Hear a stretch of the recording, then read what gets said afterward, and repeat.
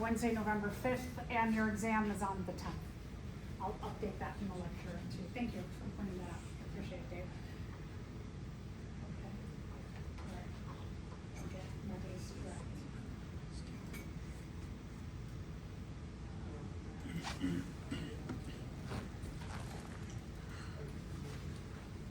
So we talked about asexual reproduction and different forms of it, depending on the kind of animal and the color. Let's talk a little bit about sexual reproduction. When we're talking about sexual reproduction, it means that the species uses sperm and egg to come together to make their offspring. So there has to be the joining of sperm and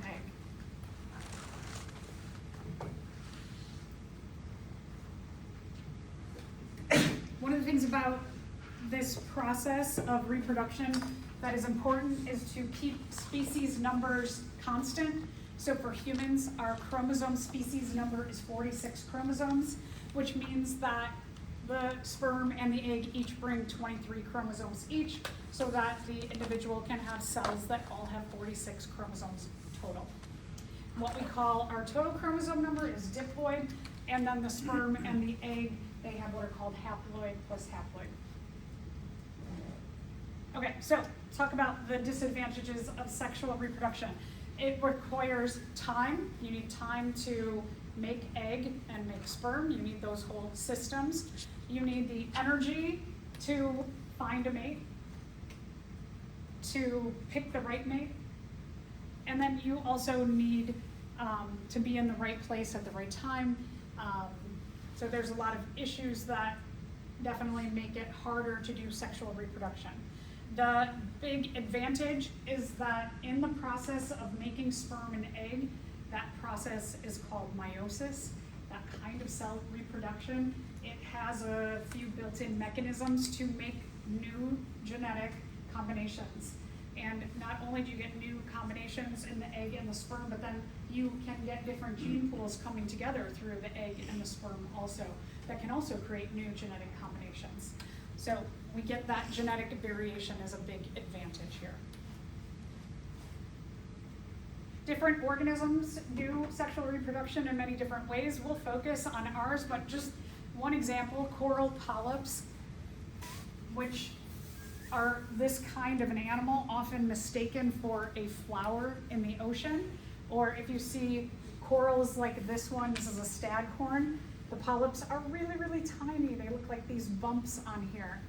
Polyps can be, for example, just a few millimeters tall to a few centimeters tall. They're not very big, but what one of their strategies for sexual reproduction, since these are sessile animals that can't get up and move like we can,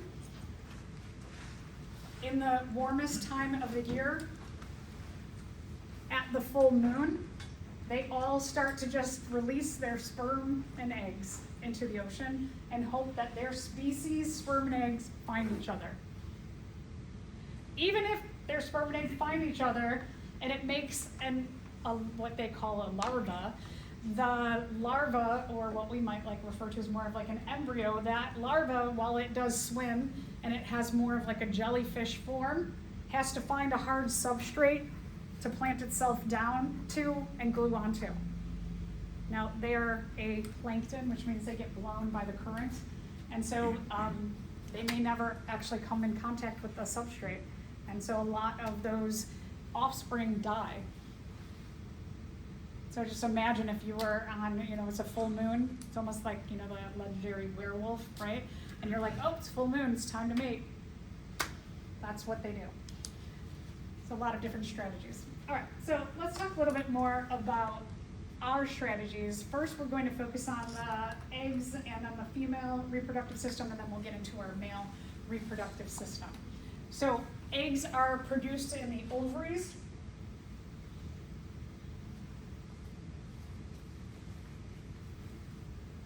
This is what ovulation looks like.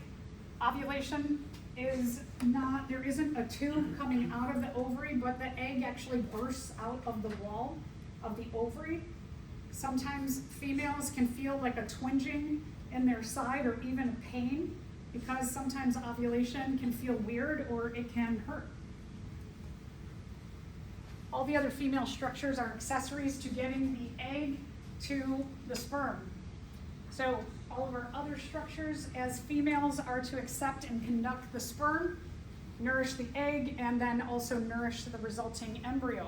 Support that growth of the embryo.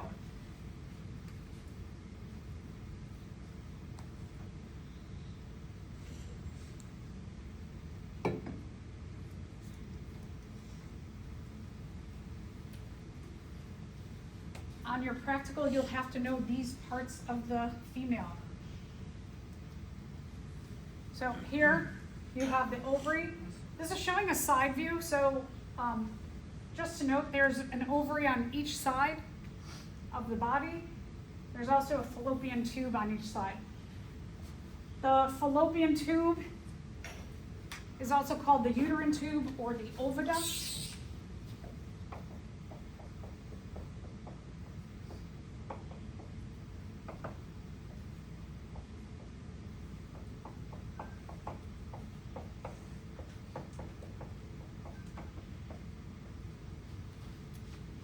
Goes by all of those names.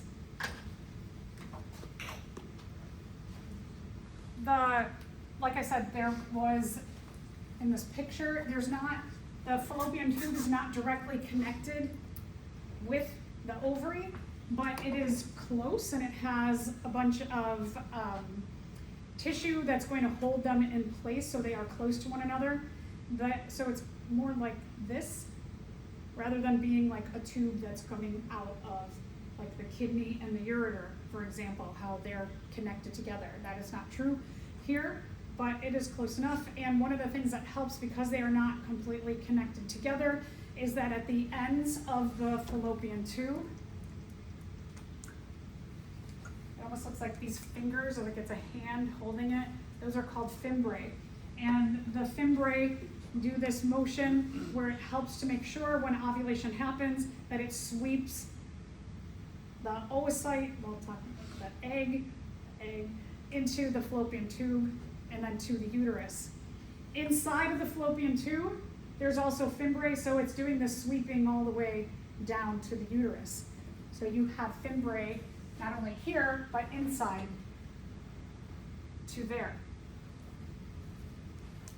This is the uterus. The uterus has two parts. So you can see there, it has myometrium up top. The myometrium, it is the muscular part of the uterus. And the endometrium is the lining of the uterus. At the bottom of the uterus, you have the cervix. There's a hole in the bottom of the uterus at the cervix that leads to the vagina. Notice that in the biological female, you have a complete separation of the reproductive system and the urinary system. We will see in the biological male that they merge together in kind of like at a middle point in the prostate. And then in the back end, you have the rectum and the colon, and then you have the anus. For females, because you have both openings for the urinary system and the reproductive system, there's two skin flaps to try and protect that. You have a smaller skin flap called the labia minor. So the labia, there's a labia minor, and then there's a larger skin flap, the labia major. There is also a bundle of nerves called the clitoris. In the front, to protect all of these structures, you have a bone called the pubic symphysis. The pubic bone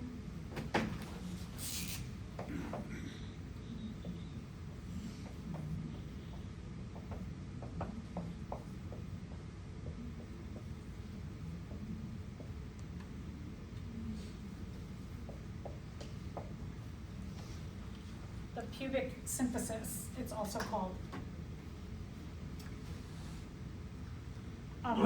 In the tailbone, just one other thing to point out for you, practical, bless you, you have the sacrum. It's the end of your tailbone that encapsulates the backbone. So this is the sacrum, this is the sacrum, and then this last bone here is the coccyx. So if you break your tailbone, you're breaking either your sacrum and or your coccyx. All right, so a little bit about, I'm switching to this term oocyte. So this term here, OO, it has a, you say it like OA, oocyte production.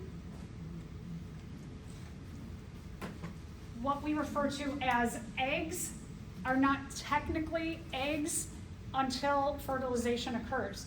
So before fertilization occurs, what we actually call the eggs is we call them oocytes. Very few eggs are actually produced in females. It depends on if you have fertilization of your oocyte. Production of the oocytes begins in the fetus. So before birth, all the oocytes are actually produced. They're all there already. Different than male reproductive systems where sperm are produced through the lifetime of the male. And often can be the sexual reproductive lifetime can be the entire lifetime of the male. The sperm count goes way, way down as age happens. But you know, we hear about often enough like some 86-year-old man has a child, right? And you're like, what? Oh my gosh. But for females, we go through menopause, which means that the production of the egg stops at some point.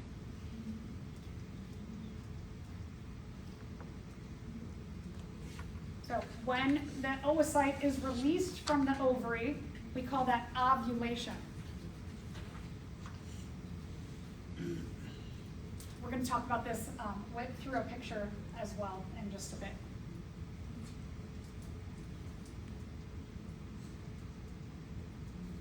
So let's get a little bit closer up look at the ovary that has the oocytes inside. And you have the, again, uterine tube, fallopian tube, oviduct. You can see the fimbriae outside of the ovary, and then the fimbriae will be also inside here. That connective tissue, you can see a little bit of it in this picture, holds these close together. And then the fallopian tube leads to the uterus. This is happening on both sides of the body. So this is a little bit more exaggerated, showing that the fallopian tube and the ovary are not connected, but it's not that far. It looks a bit more like the last picture. And then here you can see on both sides. I like this picture for the reason that it's showing from the fallopian tube, there's an opening into the uterus. A lot of times that opening is not shown in illustrations. It's hard to find a good illustration of the female reproductive system. So this one is showing a bit more of the closeness of the fallopian tube and the ovary, and this one's showing kind of that nice tube system going from the fallopian tube to the uterus. This darker red here is the endometrium, the lining of the uterus that's shed monthly in females. And then this kind of peachy color here, this is the muscle of the uterus that is called the myometrium. You can see the cervix at the bottom that leads into the vagina.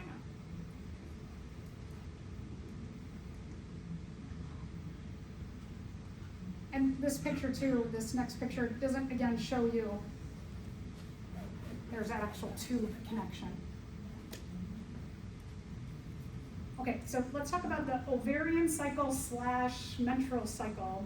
You have a monthly cycle in biological females. Combines, it depends on where you start, if you want to start with. Usually, like when females go to the doctor, they'll say, what is the first date of your last menstruation? And so that's a lot of times where they want to talk about menstruation is starts, and then that starts the menstrual cycle. In the middle of the menstrual cycle, you have the ovarian cycle, so they are together. It's called menstruation from the Latin term menses. Menses means month, but our months vary, and months can be 28, they can be 31. Menstruation can vary based on a lot of different factors, can be based on genetics. Every female in a family, maybe they're all exactly 30 days. That can also change depending on your stress levels. We typically lead a very stressful life, and especially here in the United States, especially in this day and age right now, there's so much going on that people's cycles could be 1 month, it could be 30 days, 1 month, it could be 26 days, 1 month, it could be 32 days, because you're stressed out. There are times when you are stressed out and or on medication where the menstrual cycle, you don't have it for a month. With vaccines, like the COVID vaccine, a lot of people's menstrual cycles were thrown way off. That instead of being month-long, they were every 2 weeks for months after the vaccine, or after someone got COVID, the menstrual cycle may have been thrown off. COVID also caused a lot of people to have much heavier menstrual cycles than normal. For some people, it caused them to not have it at all. So there can be a lot of factors that influence the menstrual cycle. One of the great things is there's apps where you can track your menstrual cycle, and that's not a bad thing to do. All right, so let's start out the cycle. Let's go back to our hypothalamus. Our hypothalamus produces GnRH, that stands for gonadotropin releasing hormone. That contacts the pituitary gland, it binds to a receptor on the pituitary gland, and it stimulates the pituitary gland to release LH, luteinizing hormone, and FSH, follicle stimulating hormone. The FSH, follicle stimulating hormone, these are cells that are around the oocytes inside of the ovary.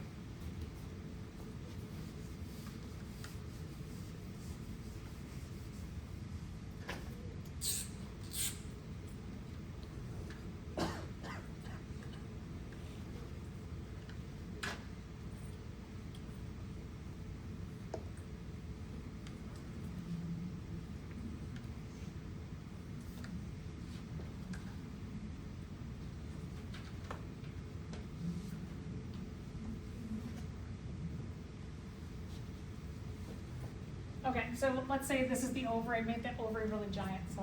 So inside of the ovary, you've got thousands of oocytes.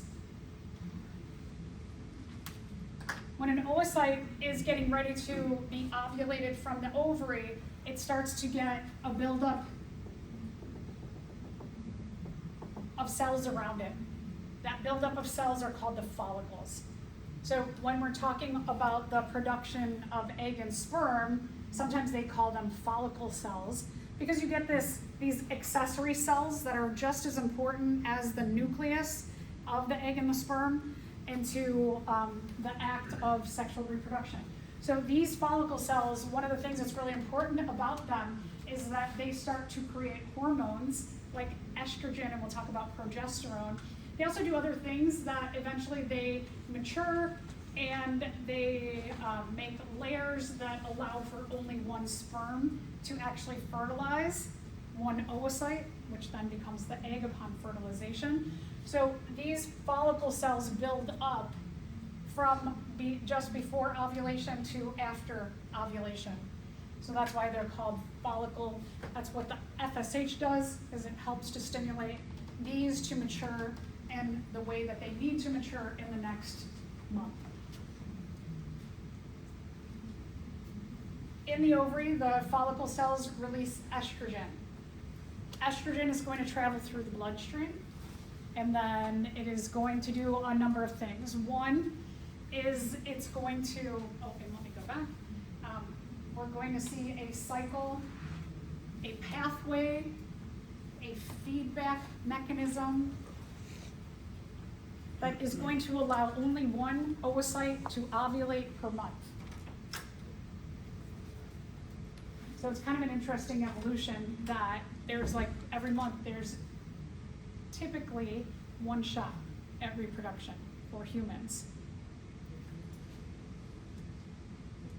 Okay, so the FSH is going to secrete estrogen. The estrogen is going to contact the uterus, and it's going to stimulate the uterus to add more endometrium. Add more, when we're talking about endometrium, we're talking about glands and tissue and a lot of energy. What that endometrium is doing, it is acting as a nice, cushy, soft, nutrient-rich home to receive an ovulated egg. Fertilization typically occurs right about here in the fallopian tube. Fertilization does not happen in the uterus, it happens here. So if you have a fertilized egg, this endometrium that is building up in the uterus, it's making this, like I said, a nice, safe, warm, cushy, nutrient-filled home. Eventually what happens is that a placenta is made, and then you have this blood connection where the placenta and everything from the mother is taking stuff to the developing embryo and fetus and taking stuff away like waste products. But in the meantime, that's what the endometrium does. So in the first couple months of development, the endometrium, that's why it is made. It is made to help nourish a fertilized egg. Estrogen also travels back to the bloodstream and goes back to the hypothalamus. And it tells the hypothalamus, make more GnRH. So remember our feedback loop. We had GnRH from the hypothalamus, stimulated the pituitary to release FSH and LH. Specifically in this loop, the FSH contacts the ovary, and it says make follicle cells, and those follicle cells produce estrogen. The estrogen tells the uterus, make more endometrium, and the estrogen also travels back to the brain, and it tells the hypothalamus, more, keep going. Let's keep going with this cycle, make more GnRH. So, is this a positive feedback loop or a negative feedback loop? Positive. Good. So the last one, the estrogen tells the first one, the hypothalamus, the GnRH to make more. So we're going again, which means that the loop is continuing again, and that's a positive feedback loop. Okay, so now, this is about day 14, so that's taken about 2 weeks from menstruation release, all the way through. 14 days, the GnRH is going to stimulate the pituitary gland to release more LH and FSH. In this loop, it actually stimulates a big amount of LH. The LH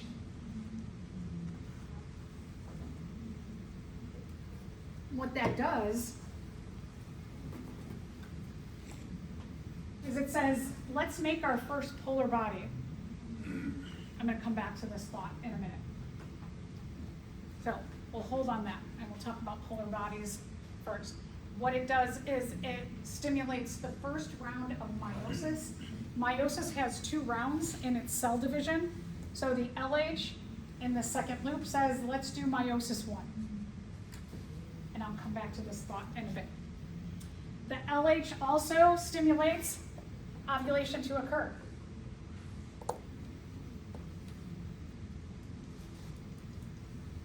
Oh, I'm going to talk about it now. Look at that. Okay, so you will have that illustration somewhere.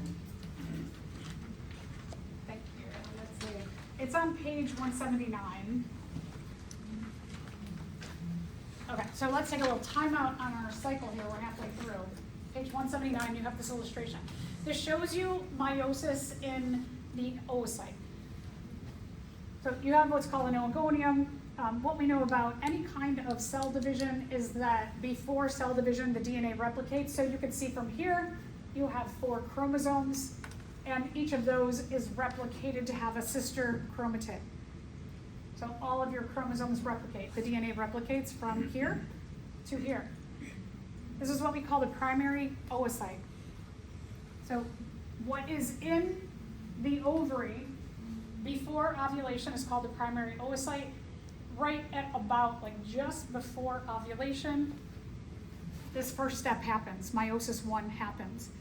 Meiosis 1 is going to take the primary oocyte and it's going to divide the DNA. Half goes into the secondary oocyte, half goes into a polar body. So for, let's just say for humans,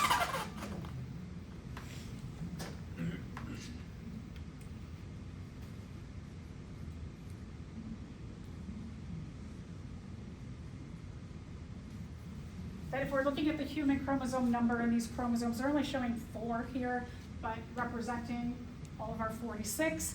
That our 46 chromosomes,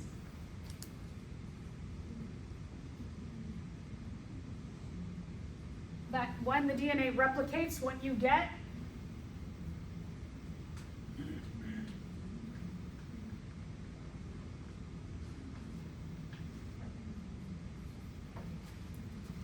is we get 46 chromosomes times 2. Okay, you might go, why don't you just call it 92? Well, because the way when a chromosome replicates, and this is just side note, chromosome replicates, it becomes a sister chromatid. When a chromosome is replicated and it's attached to a replicated chromosome, we don't call them chromosomes anymore, we call them chromatids. So actually I said 46, I should say chromatids. So they're technically chromatids. When you have a replicated chromosome, it's called a chromatid. So we call that 46 times 2. Meiosis 1 here, going from our primary oocyte to our secondary oocyte and a polar body, what it's doing is it's taking these 46 chromosomes times 2, and it's separating this in half.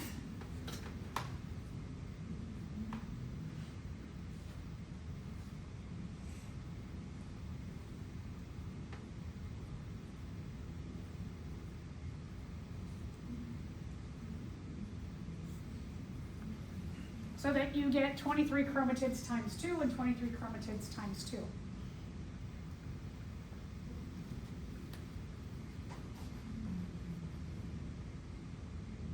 Look at the difference in size between the secondary oocyte and the polar body. So, sperm. When sperm are made, the follicle cells produce things beyond the nucleus, like there's enzymes in the head. We'll get to talking about those soon enough. And they have a midpiece that has a lot of mitochondria for the processing of sugars to make the tail spin so that the sperm can swim. The sperm only have a few organelles. They do not have a complete set of organelles. So sperm cannot support the making of a full cell. The sperm, their point is to swim to the egg and drop off their DNA. The egg eventually is going to have one set of organelles, and then also it's going to have a lot of extra fluids. So here, after meiosis 1, what happens is all of the energy and nutrients in the cytoplasm gets put into one cell, and the other one only gets a set of DNA. Also, you going into, when we're talking about a cell going into this process, it also replicates all the other organelles. So it gets a set of organelles, including a set of DNA. This one gets a set of organelles, and the DNA is broken from 46 times 2 to 23 times 2. So we want to make sure that eventually this egg cell, it only has 23 chromosomes. The thing about DNA in our cells is that when you have too little DNA, likely that embryo is not going to develop. So right, if you have like 20, if let's say the final embryo has 44 chromosomes and it's missing 2 whole chromosomes, that's probably not going to develop and it's going to result in a miscarriage.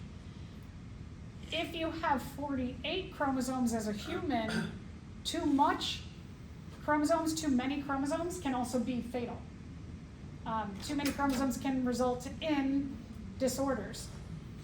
DNA goes through a process, DNA to RNA to proteins. That is the central dogma of biology. It says that our DNA codes for protein, and that protein codes for how we look, how we act, and our internal physiology. So if we have too much DNA, we might think, well, that's good, right? No, not good. Too much DNA can result in a disorder, like, for example, if someone has trisomy 21, that's Down syndrome. Down syndrome results in all kinds of holistic problems, issues with bones and tendons, issues with the heart, mental retardation, faster aging. There's a lot of holistic issues from having an extra chromosome. So what we really need happening here during the process of meiosis is to clearly make sure that you only get 23 chromosomes in that final egg. So what the polar body is doing is it's pulling half of the DNA away from this process so that this could go on. Meiosis 2 will only happen if a sperm gets into the cytoplasm of this secondary oocyte. So if you have a sperm that gets in, then there is the stimulation of meiosis 2 to happen.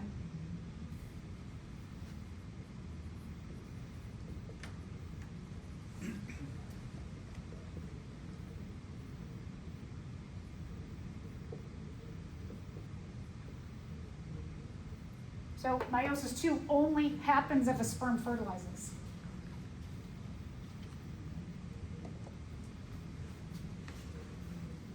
If there's no fertilization, this is just going to get absorbed into the endometrium, and it's going to get flushed out with the menstruation. What happens to these polar bodies is often the question. So they take away a set of chromosomes and a set of DNA, and these are usually absorbed into the endometrium, and any energy that's in there will be taken into the endometrium, and the parts get kind of chopped up and metabolized into the endometrium. So this gets absorbed. Will a polar body undergo meiosis 2? Probably not. So I don't think this can really happen, but some textbooks put it in there. There's not space for a good division of the chromosomes, and anyway, it's not going to make a full cell anyway, so probably this never happens. Okay, so just interesting thing on meiosis. If you took like Bio 111, you learn the process of meiosis. That is the stereotypical what happens in most of the cells in our body, and meiosis. Meiosis is stereotypical what happens in the sperm, but not the egg. The formation of the egg does just a little bit different things in meiosis than the sperm does. The sperm ends up with 4 kind of equal-sized haploid or 23 chromosome sperm. If there's fertilization, then these 23 chromatids times 2 separate.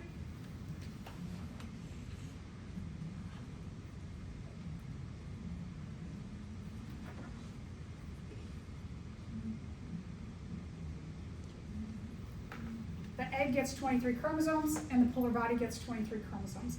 So that 23 times 2 goes to 23 cells.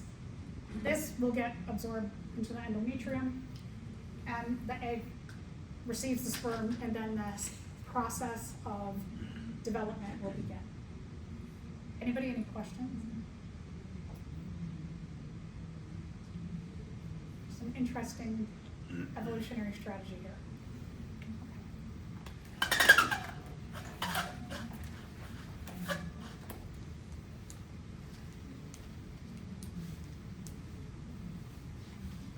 After ovulation, the follicle, go back up to, back on 181, bottom of 181.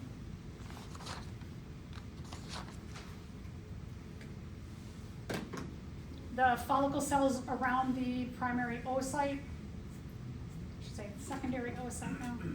Follicle cells around the secondary oocyte, they start to develop to become a structure called the corpus luteum.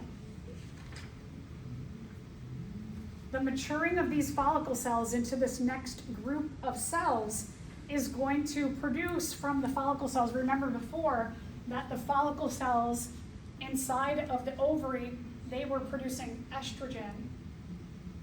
But when they're ovulated, just a few days later, the outer cells mature a little bit more, they grow a little bit more and change, and they start to produce more estrogen, but also progesterone.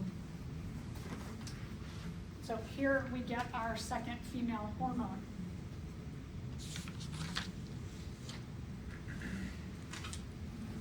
This layer becomes like a jelly-like layer. We're going to see this also matures a bit more into other layers.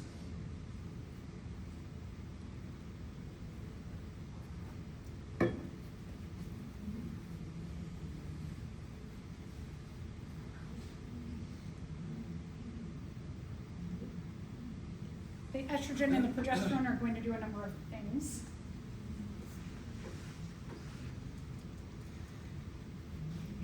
So one, they're going to diffuse into the blood, and the estrogen and the progesterone are going to travel up to the hypothalamus,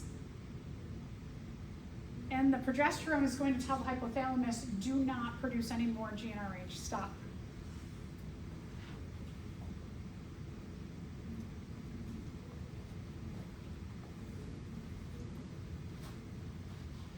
The progesterone's also going to say to the ovary, it's going to say, do not let any more cells ovulate. Stop with the follicle and egg production here, stop. So, the production of the estrogen and the progesterone, going back to the hypothalamus, is that a positive or negative feedback loop? Good, negative, right? Because it's saying, stop, GnRH. No, it's saying hypothalamus, don't produce any more GnRH.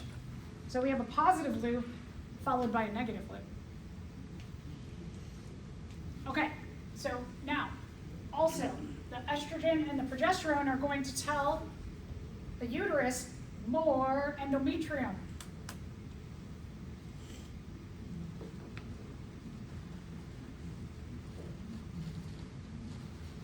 Endometrium is just getting thicker and thicker. It's building up in case fertilization happens in the next couple days.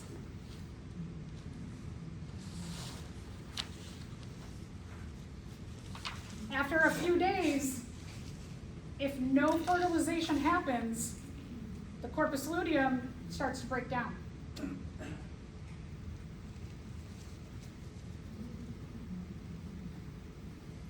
So remember, this corpus luteum, when it's intact, it's producing estrogen and progesterone.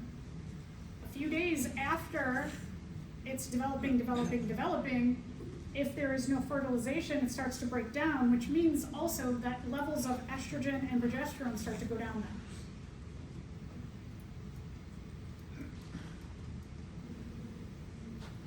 So now, with the dropping levels of estrogen and progesterone, nobody's saying, add more endometrium. Those levels drop, and what we have happen is that the uterus begins to contract to push out the endometrium.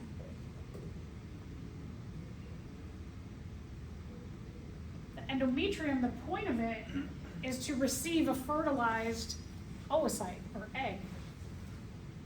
So if there's no fertilized egg, we don't need the endometrium. Endometrium gets pushed out.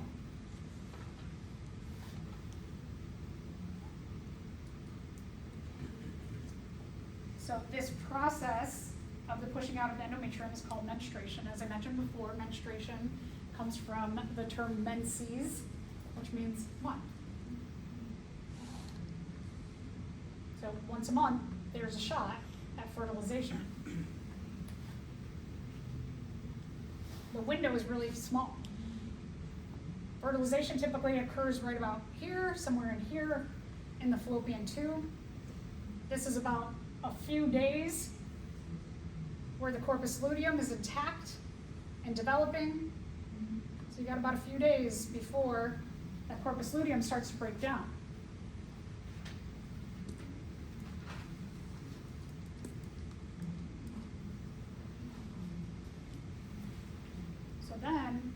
estrogen and progesterone fall, and remember, estrogen told the hypothalamus no GnRH, but now that level has fallen, and so the hypothalamus is like, nobody's telling me no anymore. All the progesterone is out of the body, and so then the hypothalamus is like, I'm gonna start producing GnRH again. And then we get back to a month, and the cycle begins again.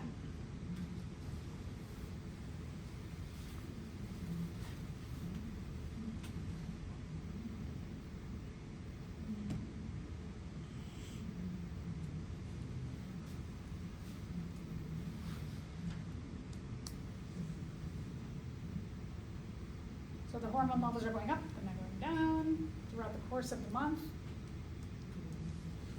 A lot of complicated things happening here.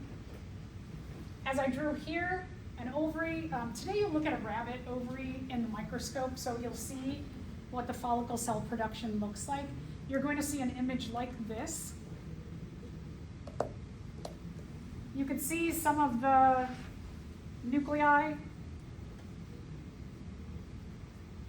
You can also see in some of the cells, you see follicle cells. You also see this liquid that has energy and nutrients in it. This is called follicular liquid. So you're going to look under the microscope and you're going to label one of these.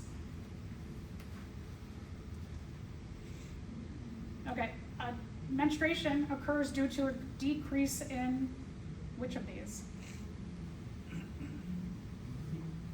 Okay, so B. It's a decrease in estrogen and progesterone.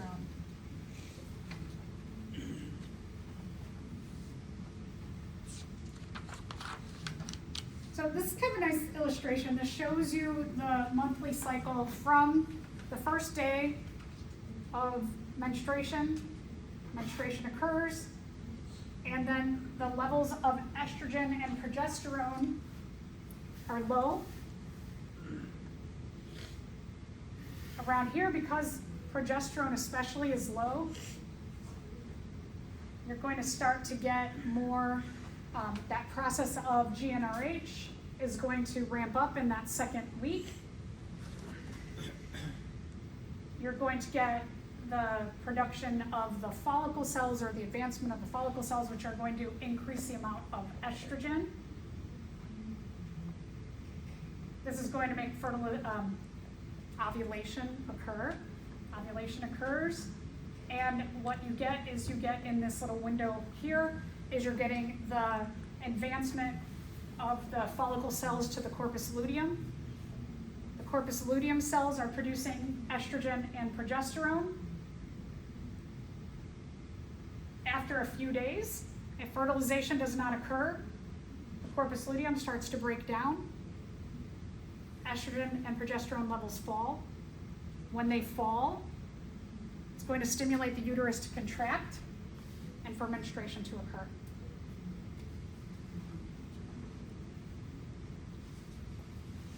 So this looks very complicated, but you have to look at it kind of like what's happening this week, what's happening this week, the next week, and the next week. Look up and down. All right, so what if fertilization occurs? If fertilization occurs, the corpus luteum doesn't break down.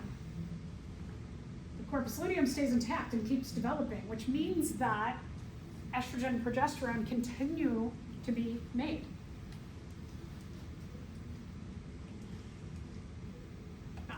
Okay, and then remember the other day we talked about the pregnancy test? What hormone does the blastula initially release? Okay, I heard it. C, there. CG, chorionic gonadotropin. That after you have fertilization, you have 1 cell, 2 cells. Every time you have a cleaving of the cells, CG is made, and then after about 10, 12 days, most pregnancy tests will be able to detect that. So CG, the splitting of the embryo into 2 cells, 4 cells, 8 cells, 16 cells, the CG prevents the corpus luteum from breaking down. And the corpus luteum makes estrogen and progesterone.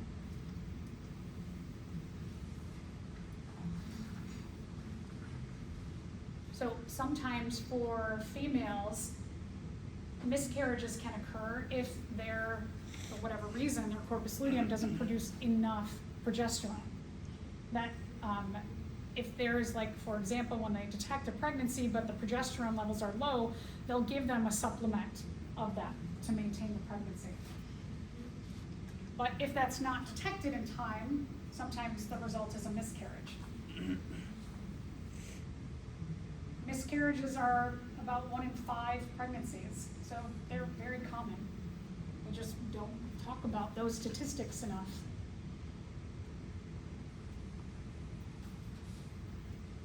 Okay, so there's pregnancy, progesterone and estrogen levels have to be high. That's one of the things that when a woman is pregnant and goes into the doctor, they take regular blood tests, and they want to make sure that those progesterone levels maintain a high level throughout the entire pregnancy.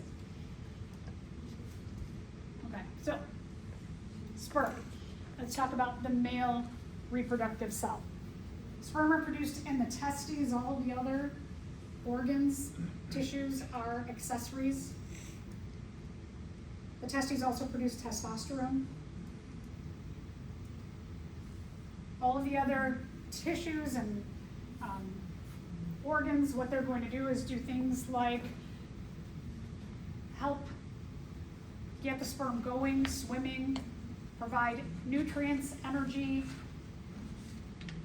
make sure that the sperm don't get digested in the vagina by a highly acidic environment.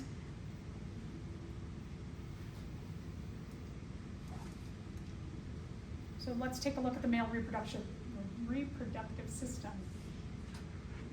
The male reproductive system not only produces sperm, but it also produces an ejaculate. And all of the components of the ejaculate are really important for a lot of different reasons, which we'll get into. So this is kind of interesting that the testes where the sperm are produced can be right next to the penis, but the sperm have to go on this whole journey past a lot of different structures before it's released. So they are produced in the testes. The skin around the testes is called the scrotum. There's a structure that is on the outside of the testes that is called the epididymis. In the epididymis, the cells that are made in the testes mature. It kind of means they get their tails, and they get their acrosomes or enzymes. They get all the parts that they need for the journey.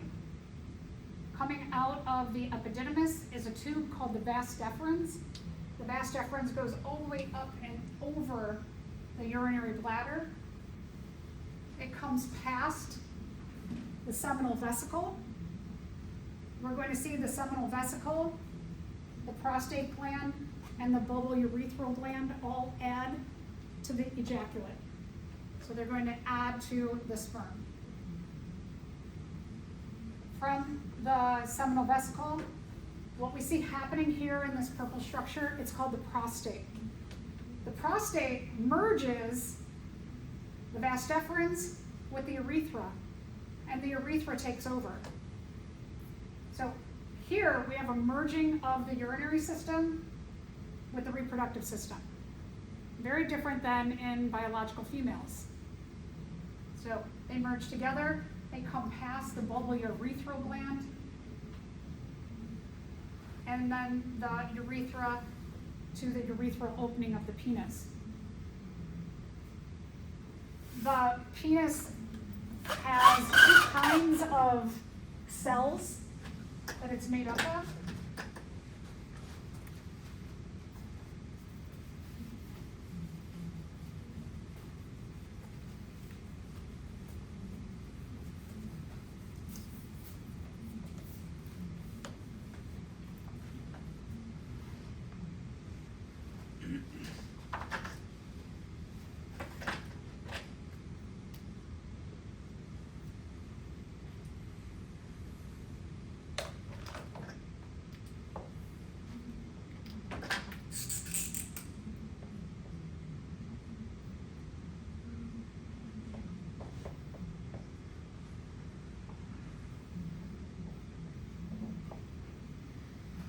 So these cells that I circled in green here, those are called corpus cavernosum. And maybe you can remember, like, it has these boxes inside, like caverns. Right, a cavern is like a big open space. So the corpus cavernosum has these boxes or caverns.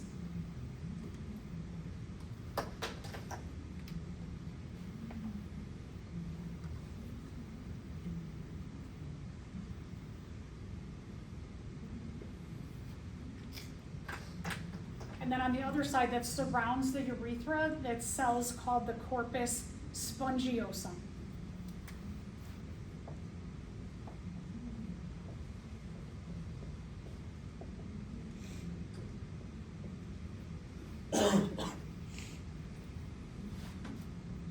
You can see the dots like a sponge. It all looks completely sponge-like.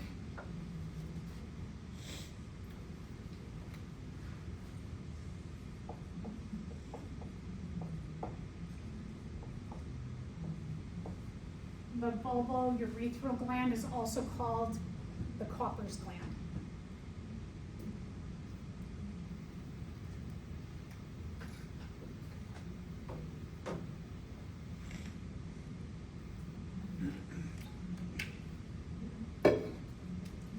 And then I didn't label these, but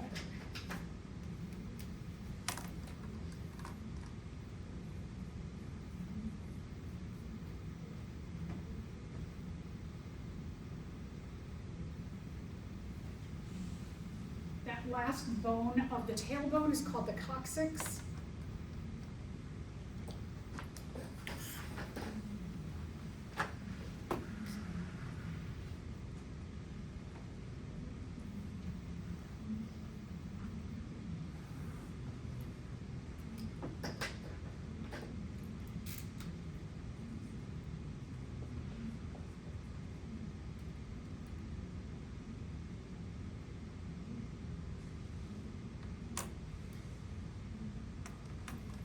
The last bones around our spinal cord are called the sacrum.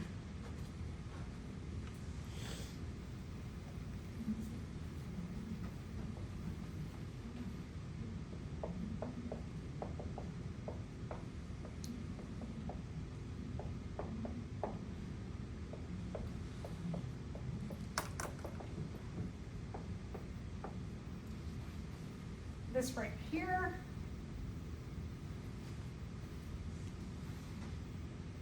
the pubic bone is also called the pubic symphysis.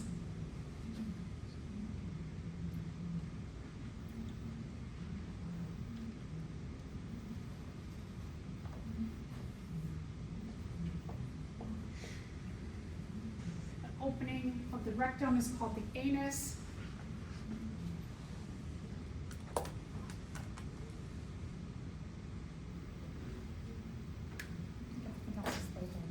So, like this, for example, on the female, also on the female, on the female, on the female. So we have those same structures that I circled.